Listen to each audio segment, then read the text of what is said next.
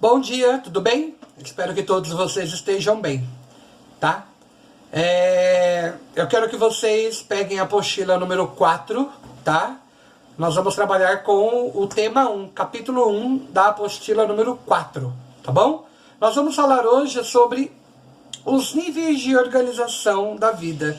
Nós trabalhamos e vamos falar sobre a biodiversidade, sobre os tipos de organismos e tudo mais, mas de uma forma geral nós vamos estar consolidando sobre as características, né, desses grupos de indivíduos aí, tá bom? Temos que pensar que a riqueza das espécies, ela sempre está voltada para o número diferente de espécies que nós vamos ter dentro de uma determinada biosfera, dentro de um determinado ecossistema. Então são esses números de espécies que vão prevalecer, que vão ser como características de interesse para aquela determinada comunidade, né, para aquele determinado número de espécies que estejam ali presentes em questão, tá bom?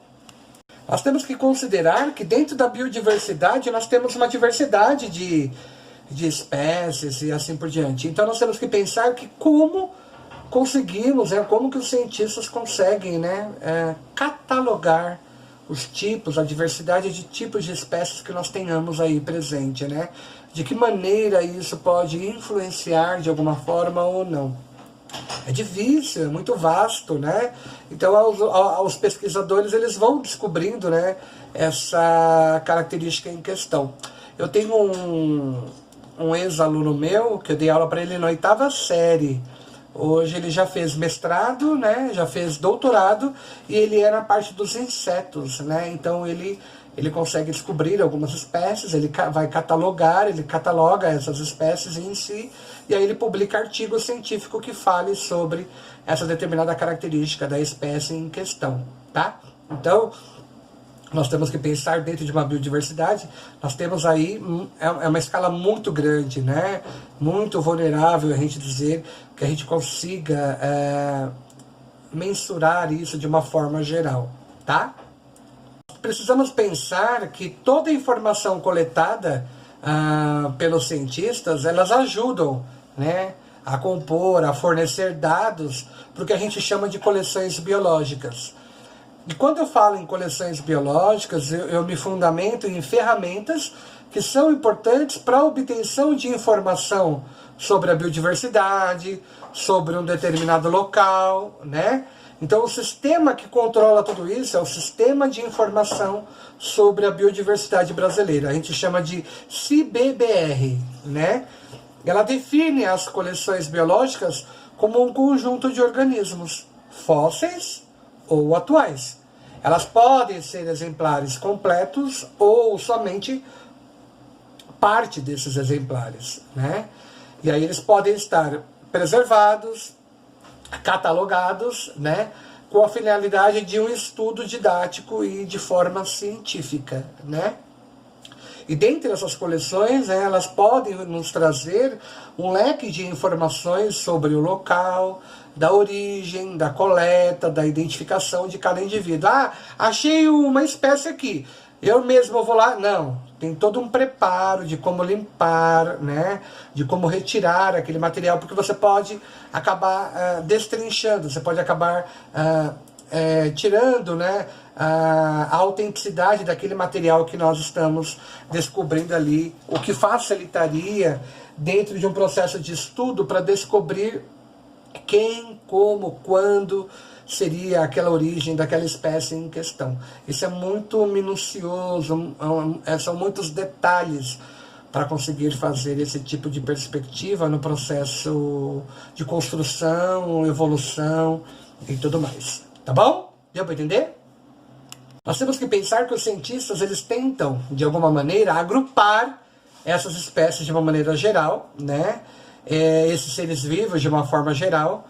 E para eu poder classificar isso, né, para eu poder agrupá-los, eu tenho que seguir alguns critérios. E a tendência é sempre afunilar, né, esses grupos de indivíduos, de espécies em questão, com o objetivo da gente chegar sempre ao pertencimento de qual espécie ou subespécie pertence àquele determinado indivíduo, seja ele, né, de qual origem, de qual local, né?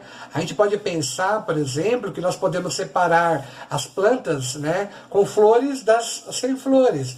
Eu posso separar os insetos, os que voam, dos que não voam. Eu posso separar as bactérias, né, com base no modo como ela obtém o alimento. Se ela é autótrofa, né, se ela é uma parasita, se ela é uma decompositora. Então eu tenho que fazer todo um processo de classificação. E quando eu classifico, eu consigo agrupar, eu consigo descobrir as características, a origem, da onde, qual o processo, da onde ela foi fomentada, da onde ela surgiu, como ela surgiu, né? Então eu consigo ter um leque de informações, um leque de possibilidades de como eu posso realizar esse tipo de descoberta em questão, né? Aí também eu posso pensar que os agrupamentos eles unem em uma mesma categoria integrante, né? Que compartilha as características mais comuns. Mas nem sempre dessas características, né, dessas categorias, eu posso ter, né, uma subdivisão, considerar novos critérios. Então, podem ir surgindo novas coisas a partir daquela espécie que nós encontramos, que pode ser refutada a uma determinada região, a um determinado local específico, com um tipo de alimentação. E aí entra aquela lei, né, que nós já explicamos lá, né, do processo evolutivo, né, que sobrevivem as melhores espécies em questão, tá? Por exemplo, eu também posso pensar em separar uma bactéria decompositora, né, de acordo com o material que ela consome, né? Eu também posso pensar numa planta, numa flor, que ela pode ser identificada através das estruturas reprodutivas, se ela é masculina, se ela é feminina. Nós temos que pensar que na tentativa de organizar essas informações sobre a vida, parte-se, né, de grupos formados por vários grupos de organismos, por vários grupos de indivíduos. E esses agrupamentos eles vão levar a grupos cada vez menores, tá? Essa é a classificação que nós vamos passar a ter, né, de acordo com o seu processo de evolução. Se nós vamos pensar na importância da classificação dos seres vivos, nós temos que pensar o quê? Que todo grupo de cientista, para classificar o organismo, ele vai ter que utilizar critérios. E esses critérios eles vão nos permitir agrupar essa espécie, esse grupo de organismos, de acordo com a sua semelhança. E essa tentativa, na verdade, é na busca, né, de informações sobre a origem da vida, sobre as características. E cada vez pode ser uma ideia mais refutada com relação à outra. Dentro do processo da classificação biológica, nós temos que imaginar e pensar que nessa classificação biológica, todo o processo ele nos permite, ele nos conduz, ele nos leva a um processo de formação de grupos. E dentro desse processo de formação de grupos, eu posso ter integrantes com características que são semelhantes. Mas também posso ter com características que não são semelhantes. E dentro desse ramo da ciência, eles são muito responsáveis por todo o processo de identificação, de descrição, de classificação desses seres vivos em diferentes grupos. E para isso eu dou a denominação do que eu chamo de taxonomia, tá? Então essa taxonomia é eu descrever, identificar, eu classificar as espécies de uma forma geral. Os grupos de taxonomistas, né, na realidade, eles são profissionais que seguem, né, critérios oficiais para realizar essas classificações em questão, tá? Então, é toda uma diversidade de processos que podem nos conduzir ou não a um determinado objetivo em questão. A gente precisa pensar que dentro do processo de classificação, a gente tem que refletir sobre o processo da história evolutiva da espécie, né? Sempre tentando indicar um grau de parentesco. E aí, para isso, eu tenho que pensar na existência desse ancestral comum. Quem foi o ancestral comum daquela espécie em questão, né?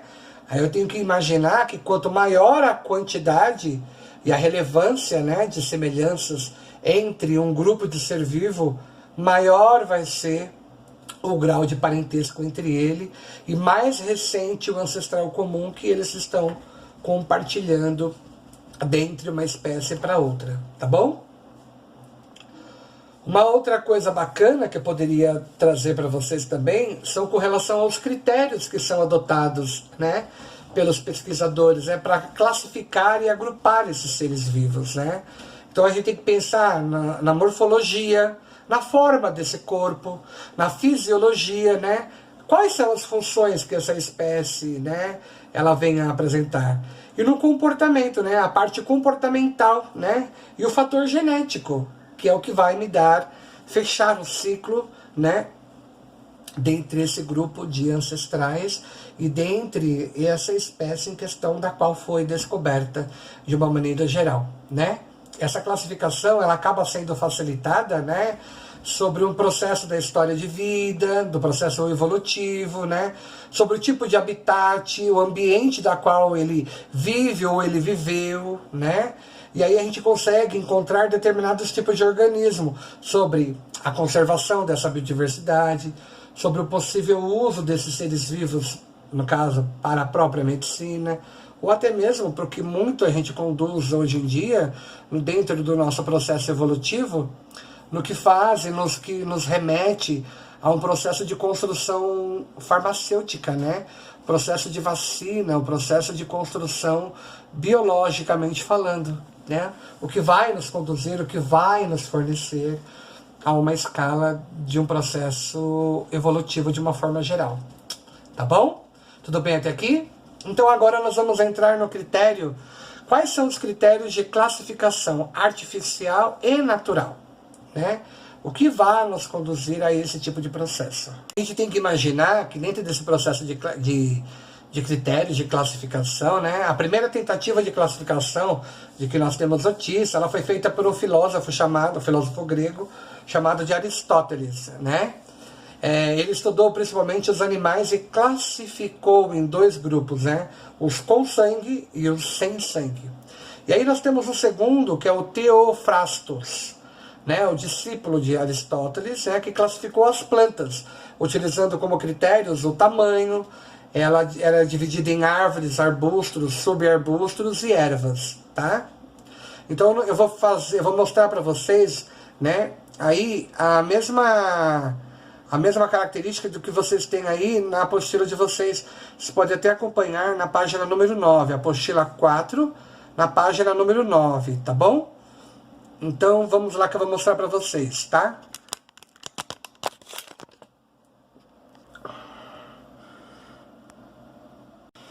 Pessoal, eu achei que eu ia conseguir fazer a liberação, virar a imagem da câmera para a gente conseguir falar. Mas se vocês olharem aí, eu não vou conseguir mostrar para vocês, tá? Infelizmente, não dará para eu mostrar. A não ser que eu tente fazer de uma forma diferente aqui, ó. Tá? É essa classificaçãozinha que eu quero. Então, se vocês observarem e acompanharem comigo nessa classificação, eu tenho os grupos de animais, ele me dividiu esses grupos. Os animais com sangue e os sem sangue.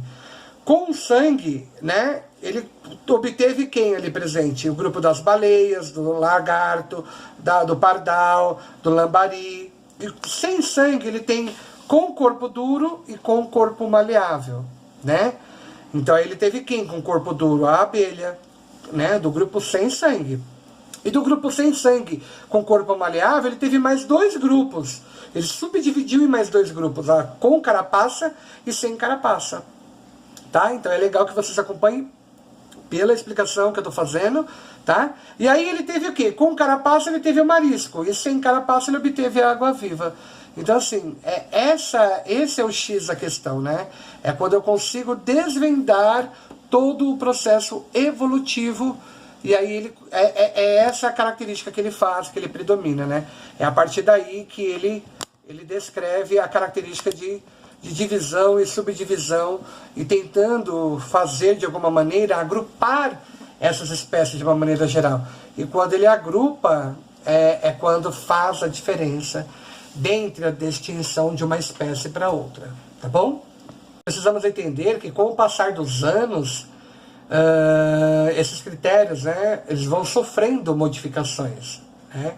Então nós precisamos pensar que os naturalistas, eles classificavam os animais de acordo com o seu modo de locomoção. Outros, conforme o tipo de ambiente do qual ele vivia. Por exemplo, as aves e os morcegos, né, e os insetos, eles eram classificados sempre como animais aéreos. Naquela época, né, fazia sentido classificar esses animais dessa forma. Hoje a gente sabe que eles são muito diferentes entre si. Por exemplo, as classificações, esse tipo de classificação, elas são consideradas artificiais, né? Hoje as classificações, elas são naturais. Por quê? Por que se caracteriza dessa forma? Porque elas procuram agrupar os seres vivos de acordo com o maior número de semelhanças possível existenciais entre si, né? Tentando estabelecer uma relação de parentesco entre o processo evolutivo entre eles, entre as espécies as quais estão sendo estudadas em questão, tá? Que mais que a gente poderia falar? O sueco, né, o Carl von Linné, né, ele desenvolveu um sistema de classificação padrão. É fácil de usar e também universal, tá? Ele associou o sistema de classificação a um método prático de descrição, dentre características anatômicas dos organismos. E a partir daí ele estabeleceu regras, né, para determinar o nome da espécie e o gênero dela. Essa proposta feita por esse cientista, o Linneu, ele tinha e exercia como uma ideia central a classificação hierárquica, tá? O que ele queria dizer? Esses grupos de organismos eram divididos em classes, ordem, gêneros e espécies. Esse sistema ele prevaleceu lá em 1735, lá, pelo sistema natural que a gente fala. O sistema de classificação utilizado hoje, ele é o mesmo desenvolvido por Linneu, lá em 1735, porém com algumas modificações. Por exemplo, o Linneu ele acreditava que as espécies eram imutáveis. Com a consolidação das teorias evolutivas, a classificação dos organismos elas passaram a ser guiadas pela relação de parentesco, né? Ou seja, então a gente já sabe que modificações elas ocorreram, elas passaram a ocorrer dentro de um contexto geral. Isso é uma característica comum que a gente sabe que se prevalece nos dias de hoje. E aí nós vamos entrar no critério que a gente chama de categorias taxonômicas, né? Nós vamos ter que entender, e isso não pode deixar de pertencer ao conceito básico de todos vocês, tá? Nós precisamos ter isso em mente, tá? Então nunca se esqueçam, por exemplo, lá na página número 10, abram na página 10 e anotem isso. Isso é de extrema importância. Quando eu me refiro a uma determinada espécie, que eu encontrei uma espécie lá na Amazônia, ela é uma espécie nova. Quais são as características que vão dividir essas espécies? Essa espécie em questão, ela vai ser classificada no seu reino, no seu filo, na sua classe, na sua ordem, na sua família, no seu gênero e na sua espécie. É lógico que eu posso ter uma subespécie, eu posso ter uma subordem, eu posso ter uma subclasse, mas de uma forma geral, vocês precisam saber dessas características: reino, filo, classe, ordem, família, o gênero e a espécie. São 7. Vocês não podem esquecer: reino, filo, classe, ordem, família, gênero e espécie. Tudo bem? Não podemos esquecer dessa característica aí, tá bom?